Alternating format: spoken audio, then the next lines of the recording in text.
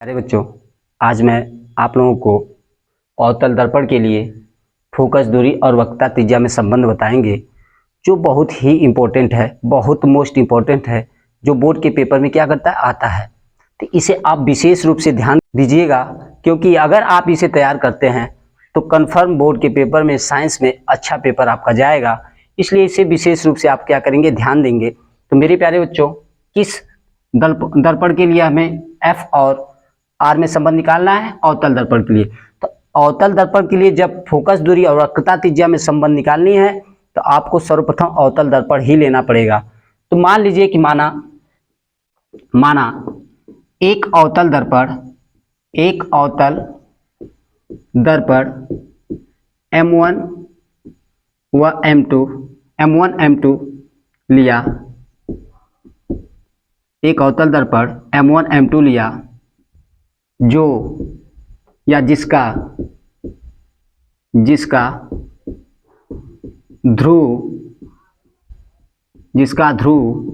P और वक्रता त्रिज्या, वक्रता केंद्र भी लिख सकते हैं, वक्रता केंद्र C तथा वक्रता त्रिज्या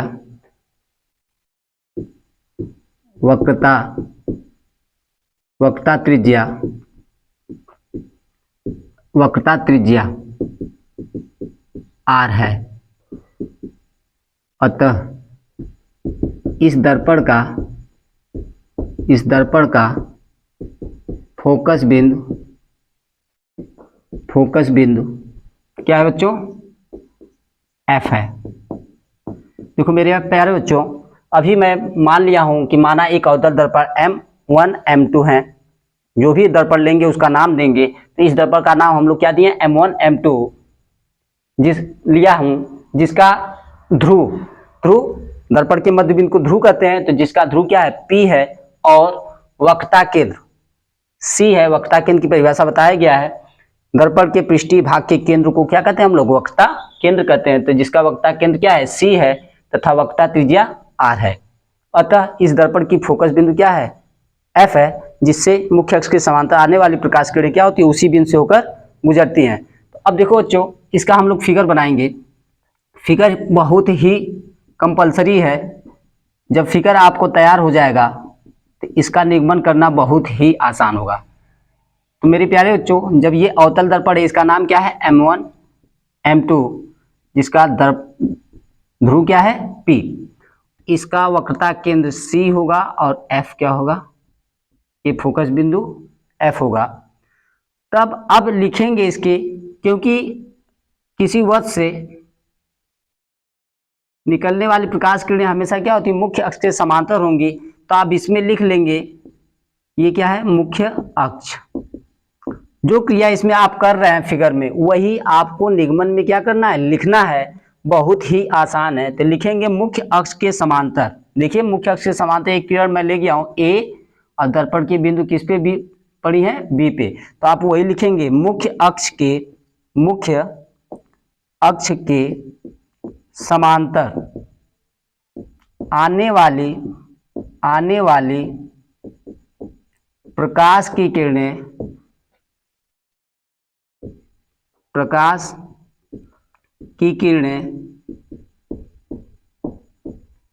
मुख्य अक्ष के समांतर आने वाली प्रकाश किरणें क्या होती हैं? दर्पण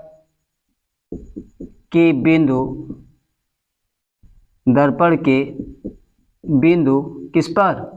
B पर आपतित होती हैं। B पर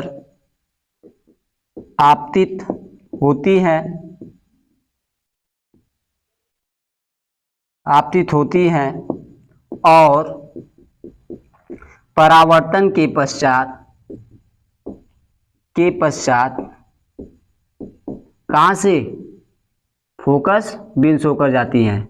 कहां से होकर मेरे प्यारे बच्चों जाती हैं? परावर्तन के पश्चात फोकस बिंदु से होकर जाती हैं।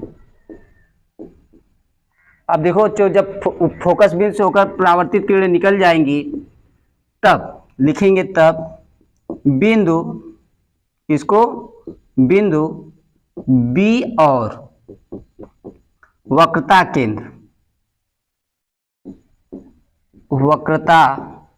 केंद्र किसको, सी को मिलाया। क्या किया हम लोग, मिलाए। किसको मिलाना है, बिंदु बी को और वक्रता केंद्र सी को। बस मेरे प्यारे बच्चों इतना ही डेरिवेशन इसका है, जो आप फिगर को देखते हुए ये डेरिवेशन आप लिख सकते हैं, इसका निगमन कर सकते हैं। तो क्या बताया गया है, माना एक अवतल दर्पण क्या M1 M2 लिया, माना एक अवतल दर्पण M1 M2 लिया, जिसका ध्रुव P, फोकस बिंदु F तथा वक्रता त्रिज्या क्या है, C है, जिसके मुख्य अक्ष के समांतर कौन किरणें जा रही है, ए बी आपतित हो रही है ना। तो आप लिख सकते हैं जिसके मुख्य अक्ष के समांतर आने वाली प्रकाश की किरणें दर्पण के बिंदु बी पर आपतित होती हैं और परावर्तन के पश्चात किस बिंदु से, परावर्तन के पश्चात फोकस बिंदु से होकर गुजर जाती हैं। इतना लिखने के पश्चात मेरे प्यारे बच्चों अब लिखेंगे बिंदु बी और बिंदु सी को क्या किया, मिलाया। बिंदु बी बिंदु और सी को क्या किया, मिलाया। जिस रेखा को आप लिख सकते हैं, अतः रेखा सी बी एक अविलंब रेखा होगी, एक अविलंब रेखा होगी, अविलंब रेखा होगी। अब देखो बच्चों अविलंब रेखा ये क्यों होगी, क्योंकि आपको परिभाषा बताया गया अविलंब रेखा किसे कहते हैं। तो ये रेखाएं जो वक्रता केंद्र से क्या होती हैं, गुजरती हैं, तो दर्पण के प्रत्येक बिंदु पर लंबवत होती हैं। दर्पण के प्रत्येक बिंदु पर क्या होती हैं, लंबवत होती हैं।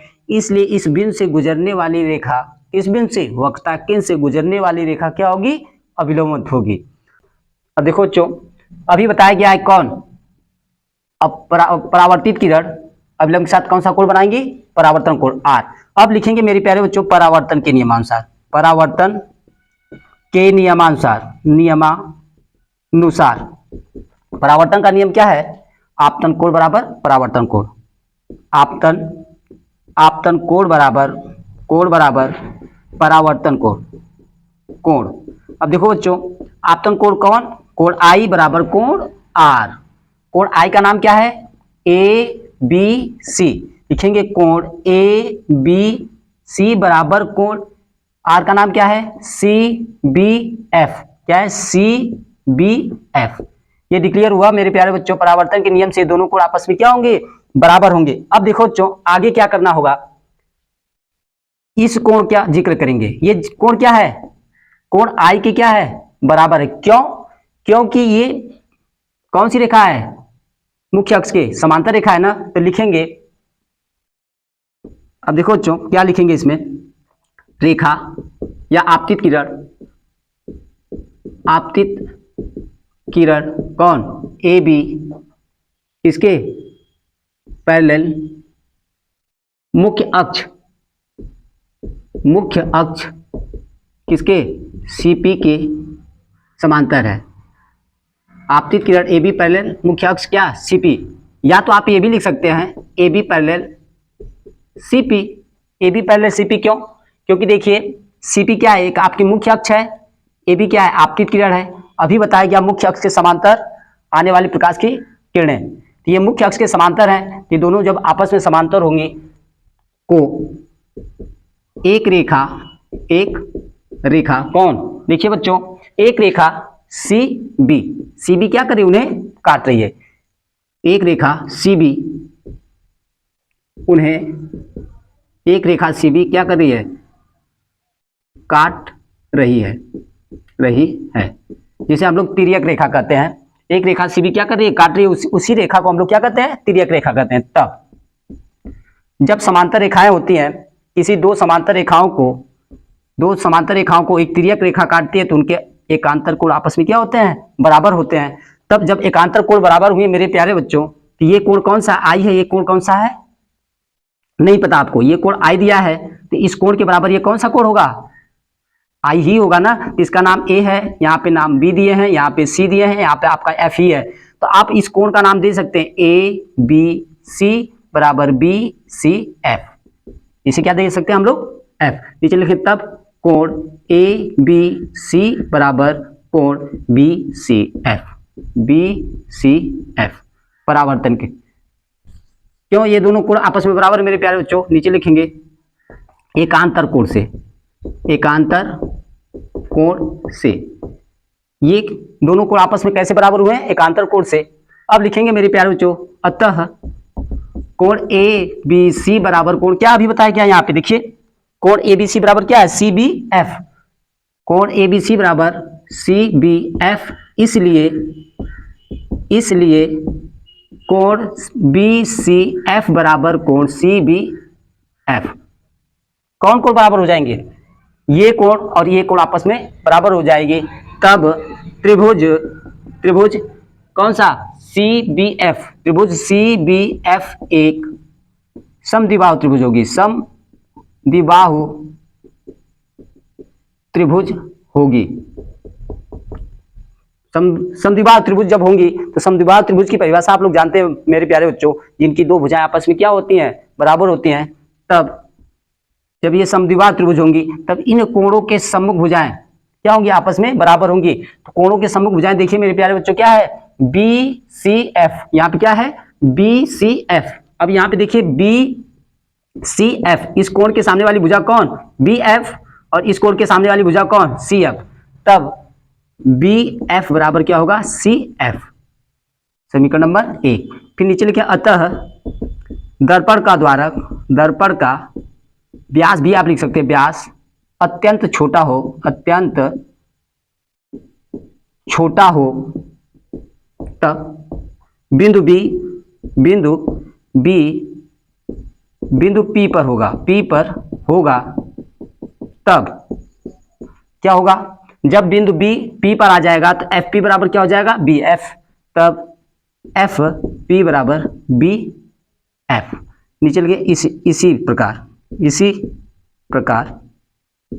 देखो बच्चों, इसी प्रकार क्या आप जब ये दोनों भुजाएं आपस में बराबर होंगी तो CP बराबर ये दोनों भुजा को हम लिख सकते हैं कि नहीं? क्योंकि ये भुजाएं दो खंडों में CF और FP में, तो CP इक्वल टू जब आप रखोगे तो CF प्लस FP लिखेंगे तो आप लिख सकते हैं इसी प्रकार CP equal to CF plus FP। अब देखो बच्चों, FP CP बराबर CF प्लस FP, तो CF BF के बराबर है, अब BF FP के बराबर है, इसलिए CF किसके बराबर होगा? किसके बराबर होगा? FP के। नीचे लिखेंगे चूंकि कौन सी भुजा? CF बराबर BF बराबर FP। देखिए कहां से CF किसके बराबर है? BF के। अब BF किसके बराबर है? FP के। इसलिए ये तीनों भुजाएं आपस में क्या होंगी? बराबर होंगी। तो आप यहां पे लिख सकते हैं CP equal to CF plus FP। तो CF यहां आप क्या रख सकते हैं? FP। क्या रख सकते हैं? FP plus FP। तो CP इक्वल टू क्या हो जाएगा? 2FP। अब देखो बच्चों, FP को हम लोग क्या कहते हैं? फोकस दूरी। FP क्या है? फोकस दूरी। इसे स्मॉल f से प्रदर्शित करते हैं। और CP को किससे? CP क्या है? वक्रता त्रिज्या है, जिसे कैपिटल R से प्रदर्शित करते हैं। तो यहाँ पे आप कैपिटल R लिख सकते हैं, कैपिटल R बराबर 2 स्मॉल f। कैपिटल R बराबर 2 स्मॉल f, या f इक्वल टू क्या हो जाएगा? Capital R/2। ये इनका सूत्र का निगमन हुआ। इनका रिजल्ट आया कि फोकस दूरी, किसी भी अवतल दर्पण की फोकस दूरी वक्रता त्रिज्या की क्या होती है? आधी होती है। मेरे प्यारे बच्चों, ये बहुत ही इंपॉर्टेंट क्वेश्चन है, विशेष रूप से इसे तैयार करेंगे, जो बोर्ड के पेपर में फंसता है, बोर्ड के पेपर में आता है, जिसे आप तैयार कर अच्छे रिजल्ट को प्राप्त कर सकते हैं, अच्छा नंबर ला सकते हैं। धन्यवाद, थैंक यू। जो हमारे चैनल को आप लोग सब्सक्राइब करिए, अधिक से अधिक मात्रा में शेयर करिए।